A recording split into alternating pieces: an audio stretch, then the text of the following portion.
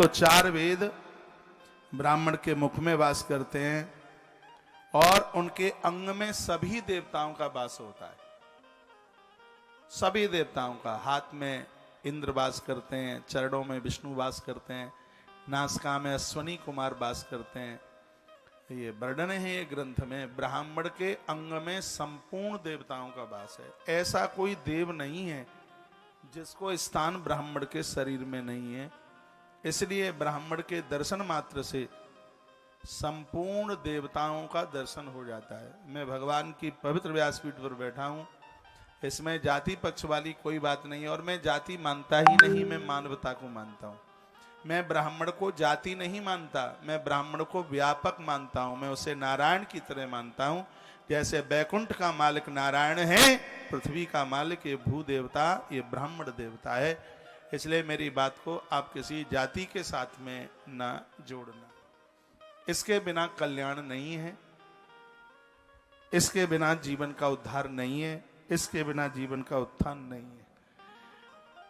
इसलिए ब्राह्मण की पूजा करने से सभी देवताओं की पूजा हो जाती है। जितने भी देवता हैं सभी की पूजा हो जाती है एक ब्राह्मण की पूजा करने से। जैसे वृक्ष की जड़ों में जल देने से, पानी देने से,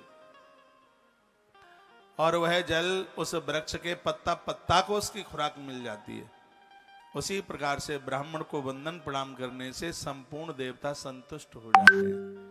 हाँ, ये इनको हव्य देवताओं को प्राप्त हो जाता है इनके माध्यम से, और कव्य इनके माध्यम से पितरों को प्राप्त हो जाता है। जो आज यहाँ पर जो पूजन किया गया, तर्पण हुआ है, पूर्वजों के लिए काक बलि कव्य समर्पित किया गया, वो सब इकट्ठा कर वो कागाओं के लिए, बायस कहते हैं कौए को, यह उनके लिए व्यवस्था की गई है। जो एक हमारे ग्रंथों में एक रीति का वर्णन किया है, यह अनुष्ठान पूरा का पूरा उसी नियम और विधि के साथ इसको पूरा करेंगे। मैं कहूंगा धरती पर ब्राह्मण साक्षात विष्णु स्वरूप है। इसलिए अपना कल्याण चाहने वालों को कभी भी ब्राह्मण का अपमान नहीं करना चाहिए और ब्राह्मण से द्वेष नहीं करना चाहिए।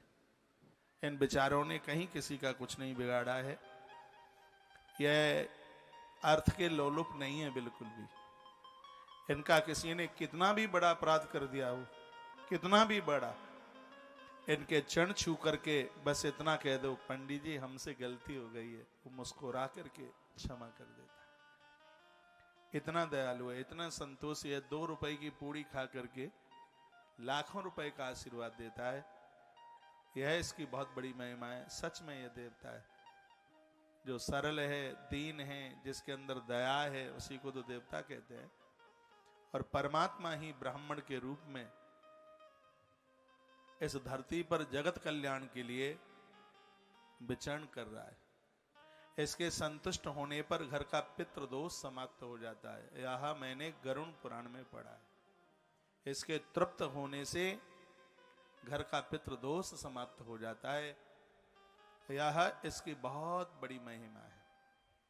मैंने पढ़ा है कि जिन लोगों के घर से 1 वर्ष तक रोज एक ब्राह्मण भोजन करता रहे, पूरा 365 दिन कर ले, आजीवन हो जाए, वो तो बहुत बड़ी बात है। 1 साल के लिए 1 दिन की भी एब्सेंट ना हो, कुबेर जैसा साम्राज्य उनके पास में होगा। कुबेर जैसा साम्राज्य, सब कुछ उनके पास में होगा। इनको जमाने को, इनको भोजन कराने की इतनी बड़ी महिमा है। और बड़े भाव के साथ यह बोल रहा हूं। आपने फिर भी प्रसाद ले लिया होगा। मैं तो ऐसे ही बैठ गया हूं आके। मुझे उत्साह हो रहा है। मैं 8 बजे का आया हूं, पता नहीं कब यहां से लौटूंगा शाम को। उत्साह हो रहा है, बहुत अच्छा लग रहा है। सच में इसमें मेरा कोई स्वार्थ नहीं है। मैंने कोरोना काल में आपके बहुत फोन सुने हैं। आपकी दिक्कत, उन परेशानियों को, मेरी निजी तो कोई दिक्कत परेशानी है नहीं, लेकिन आपका सुख मेरा सुख है और आपकी परेशानी भी मेरी परेशानी है। जहां तक मेरा बस चलेगा, बहुत ईमानदारी के साथ और बड़े उत्साह के साथ इस कार्यक्रम को बहुत विधि और विधान के साथ में इसको संपन्न कराया जाएगा। चाहे आप पहुंचे हैं, चाहे आप नहीं पहुंचे, क्योंकि मैं सूर्य का पुजारी हूं और सूर्य सबका साक्षी